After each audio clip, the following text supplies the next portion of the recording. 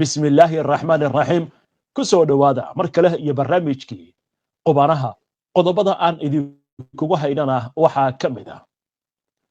shirkii madaxda dalalka carabta iyo kuwa islaamka oo caawa laga soo saaray warmurtiyeed hadaba maxaa ku qoran warmurtiyeedkan qodobadii la filayay ma ku xusan yihiin bayaanka waxaan idin haynaa dhammaan qodobada la soo saaray oo faahfaahsan Hamas ayaa sheegtay in dadkeeda iyo iska caabintuba ay sii wadi doonaan difaaca dhulkooda wararkii ugu dambeeyay Gaza ayaan sidoo kale barnaamijka idinku haynaa iyadoo Israa'iil ay sii wado duqeynta arxanka daran ee aan kala sooca iyo kala joogsiga lahayn Netanyahu ayaa markii ugu horeysay waxa uu qiray in Israa'iil ay ku sugan tahay go'doon caalami ah Israa'iil oo ka digtay dagaal dheeraad ah oo ay la gasho Iiraan xilli xiisada labada dhinac cirka ay ku shareeran tahay sheekada ugu dambeysay barnaamijka aan idinku hayaana waxay ku aadan tahay haweeney u dhalatay wadanka Japan oo si la yaab leh oo xeelad iyo khiyaano iswata ah looga dhacay lacag 1 milyan oo lacagta wadankaasi ah hadaba sidee looga dhacay sheeko la yaab leh oo qabsatay baraha bulshada iyo warbaahinta wadankaasi ayaan qaybta dambe ee barnaamijka idinku haynaa dhammaan wararkan iyo wariba warar kale oo faahfaahsan ayaan barnaamijka idinku soo gudbinaynaa soo dhawaada mar kale daawadayaal si aad ula socoto ona hesho wararka barnaamijyada iyo macluumaadka aynu halkan ka soo gudbino haddii aad ka cusub tahay baraheena bulshada amaba horay aadan ugu xirnayn hadda ku soo biir waadna ku mahadsantihiin daawashada barnaamijka caawa waxaynu ku bilaabaynaa xiisada Iiraan iyo Israa'iil ka dhex aloosan ayaa weli cirka ku shareeran iyadoo hadallo adagna ay isdhaafsanayaan mas'uuliyadda labada dhinac saacadihii ugu dambeeyay mas'uul sare oo Israa'iiliya ayaa sheegay suurtagalnimada dagaallo wareeg ah in ay dhex maraan mustaqbalka Israa'iil iyo waliba Iiraan sida ay ku waramayso warbaahinta Israa'iil agaasimaha guud ee wasaaradda gaashaandhigga ee Israa'iil Amir Baram ayaa ka digay in Israa'iil ay wajihi doonto dagaal dheeraad ah oo ay la gasho Iiraan mustaqbalka waxa uu ku tilmaamay kadib guusha Israa'iil ka gaartay dagaalkii 12 maalmood la gashay Iiraan wasi hadalka u dhigay wuxuu yiri waxay ku dhamaatay guul cad oo Israa'iil ay gaartay balse wareegyo kale oo dheeraad ah ayaa jiri doona oo aynu la geli doono Iiraan Iiraaniyiintu ma dabargocin waxay dareemayaan ceeb sidaas darteed waxay maalgashi ku bixinayaan difaac iyo hanaan degdeg ah oo dhisidda awoodda ciidanka ayuu ku andacooday agaasimaha wasaaradda gaashaandhigga ee Israa'iil Baram waxa kale oo ka hadlay qorshaha u degsan Israa'iil ee maalgelinta awoodaha dhanka ciidanka wuxuu yiri si loo ilaaliyo awoodda ciidan wasaaradda gaashaandhiggu waxa ay ka shaqaynaysaa 3 marxaladood oo waqtiyeed muddada degdega ah waa wax iibsiga muddada dhexe horumarinta diyaar garowga 10 sano ee soo socda iyo muddada dheer horumarinta nidaamyada hubka isla markaasna wax ka bedeli kara goobaha dagaalka ee mustaqbalka ugu dambeyntii Baram waxa uu ku nuuxnuuxsaday in toddobaadkii hore wasaaraddu ay saxiixday heshiisyo dhoofinta hubka oo qiimahooda uu gaarayo 2.5 bilyan oo dollar inkastoo dalal dhowr ah ay joojiyeen heshiisyada difaaca ee ay la lahaayeen Israa'iil magacyada dalalkaasi waa uu ka gaabsaday yeeshee waxa la fahmi karaa in ay jiraan wadamo Israa'iil ku riixaya dagaalka Gaza inay joojiso haddii kale ay joojin doonaan dhamaanba maalgashiga arintaasi la xiriira wahagaag inkastoo mas'uulkan uu leeyahay guusha Israa'iil baa gaartay laakiin waxa la hubaa madaxweynaha Mareykanka Donald Trump afkiisana uu ka qiray laba arrin oo aad u waaweyn oo muujinaya dagaalkan Israa'iil in loo gacan sareeyay waa midda koowaad ee wuxuu yiri Trump Israa'iil aniga badbaadiyay buu yiri waa midda labaad ee wuxuu yiri Israa'iil si ba'an baa loo xanuujiyay labadaas qodob dadka arrimaha militariga ka faalooda waxay ku fasireen in Israa'iil gacan ku gabad ay ahayd waxaana leeyahay marka loo eego haatan waxa socda iyo sida Israa'iil loogu doonayo xabad joojin iyo ixtiraamta qawaaniinta caalamiga inta waxay muujinayaan Israa'iil inay isku arkayso gobolka inay ka noqoto baarqab laakiin dhanka marka la eego Iiraan waxa la sheegayaa in Israa'iil si fiican meel isaga saartay maxaa yeelay maalmihii ugu dambeeyay dagaalkii dhacay bishii June waxa la arkayay duqeymo dukun daaku ka dhigay goobo badan oo ku yaala gudaha Israa'iil isla markaasna xitaa keentay kumanyaal kun oo qof inay qaxaan shirkadda diyaaradaha Israa'iil diyaaradaheedii in loo raray waddanka jasiiradda Khubrus iyo weli meelo kale xitaa Israa'iiliinta laftigooda waxay baraha bulshada ku qorayeen maalmihii ugu horreeyay dagaalka Netanyahu inuu u cararay dhanka Greega waa si halka loo dhigay laakiin hadalkan ka soo yeeray agaasimaha wasaaradda gaashaandhigga ee Israa'iil inta badan waxaa lagu macnaynayaa hadal faan ah laakiin 12 maalmood dagaalkii socday waxa la aaminsan yahay Iiraan dhaawac weyn ha gaaro laakiin inaan laga guuleysan inkastoo saraakiil badan laga dilay iyo saynisyahano isaga laftigiisa wuxuu leeyahay saynisyahano badan baynu ka dilnay isla markaasna aynu ku talagalnay tilaabooyinkaasi in aan fulino waa hagaag inta aynu kaga gudubno macluumaadkaas xagga qasabal hadda aynu eegno halkaasi oo dagaalka uu dhaafay 710 habeen Israa'iil waxay sii wadaa duqeynta aan kala sooca iyo kala joogsiga lahayn saacadihii la soo dhaafay waxa la xaqiijiyay 37 qof in lagu dilay marayka Gaza tan iyo saaka hiirtii waa bari 25 kamid dadkaasi ayaa waxa lagu soo waramayaa in lagu dilay duqeymo ka dhacay bartamaha marayka Gaza kumanyaal kun oo Falastiiniin ah ayaa ka qaxaya bartamaha marayka Gaza kadib markii Israa'iil duqeymo culus ay la eegatay goobaha dadka barakacaya ku sugnaayeen ee dhismayaasha dhaadheer iyo waliba dabaqyada tani oo qayb ka ah sida Falastiiniintu ay sheegayaan go'doominta iyo gumaadka Israa'iil ay ku hayso marayka Gaza isla war arrimahan la xiriira iska caabinta islaamiga ah ee Hamas ayaa waxa ay sheegtay in ciidanka sida hadalka loo yiri guumaysiga Sahyuuniyadu ay sii wadaan gardarrada ka dhanka ah magaalada Gaza taas oo Hamas ay ku tilmaamtay dambi isirsifayn iyo xasuuqa waxay sheegtay Hamas in gardarrada ka dhanka ah marayka Gaza ay socoto iyadoo ay jirto awood darro caalami ah oo cad iyo maqnaanshaha isla xisaabtanka la xisaabtamayo dambiilayaasha sida hadalka loo dhigay bayaankan ka soo baxay ururka Hamas waxa intaasi uu ku daray in rajada Israa'iil ay tahay in ay qabsato marayka Gaza iyadoo xasuuqaysa dadka Falastiiniyiinta isla markaasna doonaysa in ay dadkaasi jilbaha dhulka dhigaan oo ay isdhiibaan laakiin waxa la sheegay in Israa'iil ay ku fashilantay 2 sano oo dagaal ah Hamas waxay ku adkaysatay in dadkeeda adkaysiga leh iyo iska caabinta geesinimada leh ay sii wadi doonaan difaaca dhulkooda iyo xuquuqdooda sida lagu yiri bayaanka waxaana laga digay in Israa'iil qiimo culus ugu kici doono sida la yiri dambiyadan foosha xun ee ka dhanka carruurta iyo dumarka Hamas waxay sheegtay in Netanyahu uu dagaal raadinayo iyadoo maxkamadda dibadda dagaalkana ay baadi goobayso waxaana la sheegay in xaaladdu ay tahay mid Israa'iil aysan guul ka gaari doonin marayka Gaza war kale oo isla arrimahan la xiriira telefishinka Kan ee laga leeyahay Israa'iil ayaa waxa uu ka soo xigtay Netanyahu oo ku eedeynaya Qatar iyo Shiinaha in dagaal warbaahineed ay ku hayaan Israa'iil waxaana uu sheegay inay isku dayayaan in ay markaasi Israa'iil ku soo oogaan go'doomin caalami ah waxaana uu sheegay Shiinaha inuu TikTok isticmaalayo qadarna wuxuu yiri waxay isticmaalaysaa warbaahinta oo waxay doonaysaa in ay go'doomiso Israa'iil toddoba Israa'iil laga leeyahay ayaa waxaa sidoo kale ka soo xigtay Netanyahu oo sheegaya in inkastoo la sheegayo in lagu guuldaraystay in la kharajiyo hogaamiyaashii Hamas weerarka Israa'iil ay ku qaaday magaalada Dooxa ee dalka Qatar haddana isagu inuusan aaminsanayn in weerarkaasi uu ahaa mid guuldaraystay Netanyahu ayaa ku andacooday weerarkaasi inuu ahaa fariin loo diray mas'uuliyiinta Hamas oo ah meel walba kuma badbaadi kartaan marka wuxuu ula jeedaa hadalkiisa in weerarka haddii xitaa aan lagu dilin hogaamiyaasha Hamas fariin loo diray oo lagu raajoogo hadalkan caawa ayuu jeediyey ra'iisul wasaaraha Israa'iil Benjamin Netanyahu waxaan u gudbi doonaa wararkii ugu dambeeyay warmurtiyeedka ka soo baxay shirkiga madaxda wadamada Islaamka iyo kuwa Carabtu ay ku lahaayeen magaalada Dooxa ee dalka Qatar oo aan idin faahfaahin doono bayaankaasi soo baxay iyo waliba qodobada ku qoran Netanyahu markii ugu horeysay wuxuu qirtay Israa'iil inay ku jirto go'doomin intaan u gudbin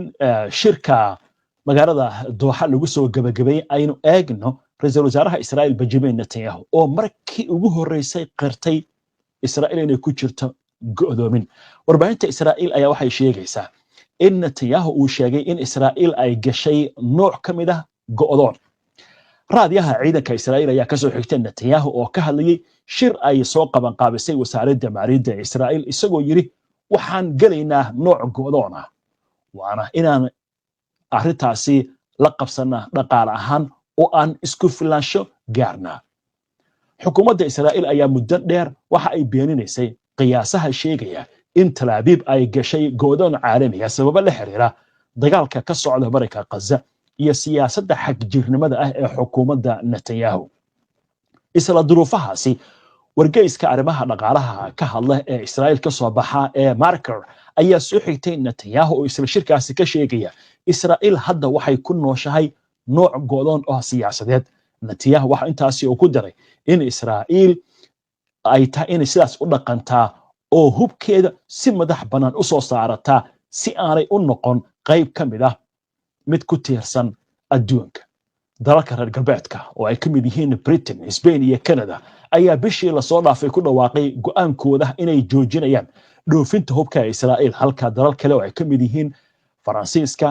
Australia, Spain iyo Norway ay ku dhawaaqeen inay damacsan yihiin inay aqoonsadaan dowlad Falastiiniya inta lagu jiro shirka qaramada midoobay ee bisha September dhici doona. sidoo kale Faransiiska marka laga tago iyo wadamada kale Ingiriiska ayaa isna arrintaasi ku dhawaaqay. arrintan waxaa sidoo kale ka hadlay hogaamiyaha mucaaradka ee Israa'iil Yair Lapid waxaana uu sheegay in bayaanka ka soo baxay Netanyahu uu yahay mid waaliya. qoraal uu ku daabacay baraha bulshada ayaa wuxuu yiri tani waa hadal waaliya. go'doonku ma aha nasiib balse waa natiijada siyaasadda qaldan ee fashilantay ee Netanyahu iyo xukuumaddiisa kuwaasi oo Israa'iil u bedelay buu yiri dal saddexaad xitaa iskuma dayaan buu yiri inay xaaladda bedelaan. Lapid waxa intaasi uu ku daray in Israa'iil ay tahay inay ku soo noqoto guul ay tahay in meesha laga saaro sida hadalka uu yiri xukuumadda Netanyahu. waxaa isna arrimahan ka hadlay hogaamiyaha mucaaradka Yair Golan qoraal uu ku daabacay baraha bulshada ayaa waxa uu ku yiri Netanyahu wuxuu salaamayaa muwaadiniinta Israa'iil xilliga sanadka cusub ee Cibraaniga si aan carshiyaga u ilaashano. waxaan u baahannahay dagaal joogto iyo go'doon ayuu ku salaamayaa buu yiri. isla markaasna wuxuu horeynayaa dhibaato dhaqaale taas oo saameyn doonta mustaqbalka carruurtiina iyo xiriirkeena adduunka aad la leedihiin ayuu yiri Yair Golan oo ka mid ah hogaamiyaasha mucaaradka. waxaan intaasi uu ku daray in ay tahay in Israa'iil sidan aysan ku badbaadeen oo ay tahay markaa in la sameeyo dadaal kale. waayahay sheekada ugu dambeysay ee barnaamijka sheeko xiiso leh aan idinku hayo ayaa soo socota laakiin markan waxaynu eegaynaa shirkii madaxda wadamada islaamka iyo kuwa carabta ayaa lagu soo gabagabeeyay magaalada Dooxa waxaana laga soo saaray warmurtiyeed. haddaba aynu eegno warmurtiyeedkaas iyo waxa ku qoran. bayaanka kama dambaysta ee shirka ee caawa la soo saaray ayaa waxa lagu cambaareeyay gardarrada naxariis darrada ah ee Israa'iil ay ku qaaday Qatar iyadoo loola jeedo weerarkii talaadadii Israa'iil ay ku qaaday magaalada Dooxa deegaano ku yaal oo ururka Xamaas mas'uuliyiin ka tirsan ay ku sugnaayeen. bayaanka ayaa sidoo kale waxaa si adag ugu cambaareeyay weerarkaasi fuliynimada iyo sharci darrada ah ee Israa'iil ay ku qaaday dowladda Qatar sida bayaanka lagu xusay. waxaana la muujiyay midnimo buuxda oo ah in la taageersan yahay Dooxa isla markaasna ay tahay in la taageerayo jawaab dhammaystiran oo ay bixiso. bayaanku waxa uu xusay in weerarka lagu qaaday goob dhexdhexaadin ah oo dhexdhexaad ah uu wiiqayo geedi socodka nabad dhisidda caalamiga wuxuuna amaanay mowqifka madaniga ah iyo kan xigmadda leh ee Qatar ay ka qaadatay gardarrada khiyaanada ah sida lagu xusay bayaanka. wuxuu sidoo kale bayaanka ku celiyay diidmo cad oo ku aadan isku day kasta oo lagu samaynayo gardarrada Israa'iil ee Dooxa iyadoo mamarsiyo loo raadinayo iyo hanjabaadaha soo noqnoqda ee Israa'iil ay ku sheegayso in Qatar mar kale ay beegsanayso. bayaanka ayaa ku celiyay taageeradiisa dadaalada dhexdhexaadinta ee Qatar iyo Masar iyo Mareykanka ee lagu joojinayo dagaalka Gaza waxaana lagu xusay in weeraradaasi ay yihiin kuwa lagu wiiqayo dadaalada lagu joojinayo gardarada ka dhanka ah marinka Gaza waa weerarkii ugu dambeeyay waxa kale oo bayaanka lagu adkeeyay baahida loo qabo in laga hortago qorshayaasha Israa'iil ee lagu doonayo in lagu soo rogo isbeddello cusub ee gobolka iyo cambaarayn isku day kasta oo Israa'iil ku doonaysa inay ku barakaciso dadka Falastiiniyiinta iyo marmarsiyo kasta oo loo adeegsanayo arrinkaasi bayaanka ayaa waxaa sidoo kale lagu xusay in muhiim ay tahay baahida loo qabo isku dabaridka dadaalada lagu doonayo in lagu hakiyo xubinnimada Israa'iil ee qaramada midoobay bayaanka waxaa sidoo kale uu ka digay cawaaqibka ka dhalan kara go'aan kasta oo Israa'iil ay ku doonayso inay ku qaadato qayb ka mid ah dhulalka ay haysato ee Falastiiniyiinta waxaana loogu baaqay in arrintaasi looga hortago tilaabo caalami ah oo degdeg ah laguna joojiyo gardarada soo noqnoqota ee Israa'iil ay ka wado gobolka bayaanka sidoo kale waxa uu xusay in weerarka Israa'iil ka dhanka ah Qatar oo ay weheliyaan dambiyada socda ee xasuuqa ah iyo isirsifaynta qowmiyadeed iyo go'doomintu ay wiiqayaan fursadaha nabad ka dhacda gobolka bayaankan kaba dambaysta waxaa sidoo kale lagaga hor yimid isku day kasta oo lagu sababaynayo gardarada Israa'iil isagoo carabka ku adkeeyay in ay tahay ku xadgudub cad oo ka soo horjeeda qawaaniinta caalamiga ah weerarka Israa'iil ay ku qaaday waddanka Qatar ujeedadiisuna ay tahay in markaa lagu weeqo dadaalada lagu doonayo dagaalka in lagu joojiyo xalna looga gaaro dhibaatadaasi bayaanku wuxuu soo dhaweeyay go'aanka aragtida wadajirka ee amniga iyo iskaashiga ee gobolka isagoo adkeeyay muhiimadda amniga wadajirka ah ee dhamaynta guumaysiga Israa'iil xaqiijinta dowlad Falastiiniya oo ku salaysan xuduudihii 4 Juun 1967 iyo in bariga dhexe laga dhigo mid ka caagan hubka nuclearka ah iyo hubka kale ee wax gumaada bayaanku wuxuu cambaareeyay adeegsiga go'doominta iyo gaajeysiinta Israa'iil ay u adeegsanayso sida hub dagaal waxaana lagu xusay bayaanka inay tahay dambi dagaal oo u baahan tilaabo caalami ah oo degdeg ah si loo hubiyo in gargaar bini'aadantinimo oo aan carqalad ku jirin uu galo marinka Gaza waxaana uu ka digay go'aan kasta oo Israa'iil ku doonayso in ay ku darsato dhulalka Falastiiniyiinta ee la haysto ama ay qaadato waxaana lagu tilmaamay taas inay tahay ku xadgudub qawaaniinta caalamiga iyo fashilinta dadaalada nabadda bayaankan waxa ugu baaqaya beesha caalamka inay qaataan tilaabo degdeg ah oo lagu joojinayo gardarada soo noqnoqota ee Israa'iil ay ka geysanayso dalalka gobolka waxaana laga digay cawaaqibka ka dhalan kara gardarada joogtada ah ee Israa'iil ay ku hayso Qatar iyo Gaza iyo ku xadgudubka daanta galbeed Syria Lubnaan iyo waliba Iiraan hogaamiyaasha waxay sidoo kale xaqiijiyeen taageero buuxda oo ay u hayaan dadaalada Qatar Masar iyo Mareykanka ee lagu joojinayo weerarada iyo waliba dhibaatada Israa'iil ka wada marinka Gaza bayaanku wuxuu carabka ku adkeeyay muhiimadda amniga wadajirka ah iyo ayaha midaysan ee wadamada Carabta iyo Islaamka isagoo adkeeyay baahida loo qabo in laga hortago isku day kasta oo Israa'iil ku doonayso inay ku soo rogto xaqiiqo cusub gobolka ama isbedel aynu ku barakaciso dadka Falastiiniyiinta waxaa sidoo kale lagu cambaareeyay siyaasadaha Israa'iil ee sababay masiibo bini'aadantinimo oo aan horey loo arag oo ka dhacday Gaza isagoo ka digay cawaaqibka ka dhalan kara go'aan kasta oo Israa'iil ku doonayso in ay dhul hor leh ku qabsato bayaanku waxaa sidoo kale la sheegay in lagu baaqayo in la isku dabarido oo la hakiyo xubinnimada Israa'iil ee qaramada midoobay isla markaas la soo afjaro xadgudubyada aan ciqaabta lahayn isla markaas la diido adeegsiga cunsuriyadaha ka dhanka islaamka isla markaasna marmarsiyo kasta oo arrinkaasi la xiriira si adag looga hor yimaado hogaamiyaasha waxay soo dhaweeyeen ansixinta golaha guud ee qaramada midoobay ee bayaanka New York ee xalka laba dowladood iyagoo amaanay dadaalada Sacuudiga iyo Faransiiska ee ansixinta bayaankan fadhigan kaba dambaysta ee shirka ayaa ku baaqay in la qaado tilaabooyin lagu taageerayo hirgelinta amarada soo qabashada ee maxkamadda dambiyada dagaalka ee ka dhanka ah kuwa mas'uulka ka ah dambiyada ka dhacay dhulka Falastiiniyiinta ee la haysto way horta bayaankii sidaas ayaa loo dhigay dabcan qobaradu ay ka hadli doontaa laakiin ilaa hadda qodobada ugu muhiimsan waxa weeyaan in go'aan aan lagu gaarin dhismihii ciidanka laakiin laga wada hadlay samaynta hanaan difaac macnaheedu marka waxay noqonaysaa in kulamo dambe iyo qorshayaal ay jiraan laakiin laguma xusin isla maanta ayaa la dhisi doonaa soo jeedintii ka timid Qatar iyo Masar oo ahay in la dhiso ciidamo sida NATO oo kala si looga hortago Israa'iil intaynu barnaamijka ku jirnay qobarada qaarkood baraha bulshada waxay ku soo qorayaan aragti kooban waxay leeyihiin arrintan waxay u muuqataa mar dambe Israa'iil iyo weerar qaadin laakiin ma ahan sidee looga hortagi doonaa waxaan leeyahay arrintan waxay u muuqanaysaa Mareykanka in uu Qatar ku wargeliyay Israa'iil inay weerari doonaan laakiin wadamada kale gobolka haddii Qatar iyadoo lacag ay haysato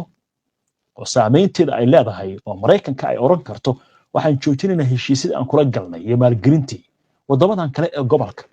iyaga yaa u maciin ayaa la isweydiinayaa laakiin dhowrka qodob ee ugu muhiimsan ee ka soo baxay shirkan waxay tahay ay qobarada leedahay qaarkood oo imika hadlaya arrinka in Israa'iil laga saaro qaramada midoobay in laga shaqeeyo iyo in maxkamadda dibadda dagaalka sidii loo soo qaban lahaa natiyaha go'aankeeda loo fulin lahaana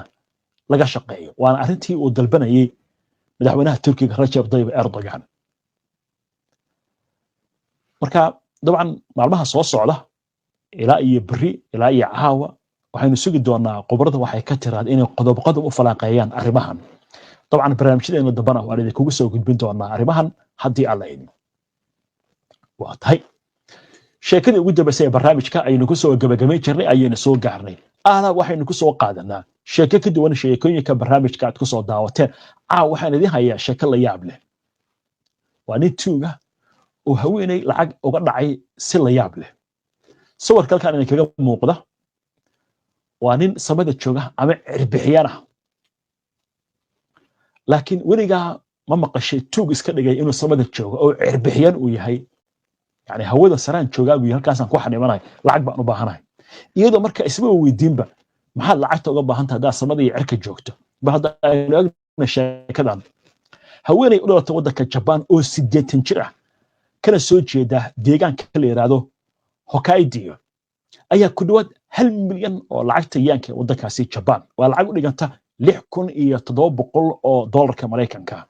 waxay u dirtay nin khiyaano sameeyay ninkan wuxuu iska dhigay cirbixiyan ku xayiran hawada sare oo baahan lacag uu ku iibsado oxygenkii hawada uu ku isticmaali lahaa baraha bulshada ayay isku barteen bishii July ninkan kadibna fariin buu soo faray wuxuu yiri diyax gacmeed baan saaranahay oxygenkii baan iga dhamaaday lacag baan u baahanahay lacagtu intaas kaliya kuma imaan maalmihii hore iyo toddobaadyadii hore kalsooni buu kasbaday ninkani wuxuu iska dhigay cirbixiyana maxaa dhacay marka warbaahinta maxalliga ayaa waxay sheegtay in haweeneydu kaligeed ay guriga ku nooleed kadibna waxay bilowday in markaa wada hadalladii ay la sameynaysay iyo xiriirka ninka ay la sameynaysay ugu dambeyntii arrintu ay keentay in ninkani uu yiri cirbixiyaan baan ahayo dayax gacmeed baan saaranahay imika oxygenkiina waa iga go'aya lacag baan u baahanay degdega waxa la sheegay haweeneydu markaa ninka inuu weydiistay lacag ilaa $30,000 laakiin waxay tiri waxaan heli karaa 6700 waa lacag 1 milyan oo yaanka wadankaasi Japan kadibna lacagtii bay u dirtay laakiin arrinta waxa la ogaaday inaysan waxba ka jirin kadibna waxay u sheegtay arrintii qoyskeedii iyo ehelkeeda booliska ayaa lagu wargeliyay kadibna arrintii markii la baaray waxa la ogaaday inuusan jirin nin cirbixiyana oo magacaas la yiraahdo oo xagga sare ama dayax gacmeedada saaran ama xitaa dayax gacmeed Japanisku ay leeyihiin oo xilligaasi hawada sare jooga markii la baaray ugu dambeyntii sheekada waxay noqotay in turufo haweeneyda lacagta looga qaatay laakiin booliisku waxay yiraahdeen lacagta adaa ilaashan waaye ninkan dambi buu gelayaa laakiin lacagta in lagu soo celiyaa way agtahay laakiin asiga laftigiisa wuxuu wajihi doonaa maxkamad iyo xarig laakiin iyada waxa lacagtada ka samar baa la yiri ku soo laabmaysa lacagta mar hadii khiyaan lagu qaatay way marka tuugadii samada sare tagtay way وهجد inta ayaan ku soo gabagabeynaya caawa barnaamijkii qubanaha waana ku mahadsantihiin daawashada barnaamijka si aad ula socoto wararkan iyo barnaamijyadan iyo macluumaadkan aynu halkan ka soo gudbino haddii aad ku cusub tahay baraheena bulshada amaba horay aadan ugu xirnayn hadda ku soo biir aynu barnaamijka xiga insha Allah inta ka horeysa nabadgelyo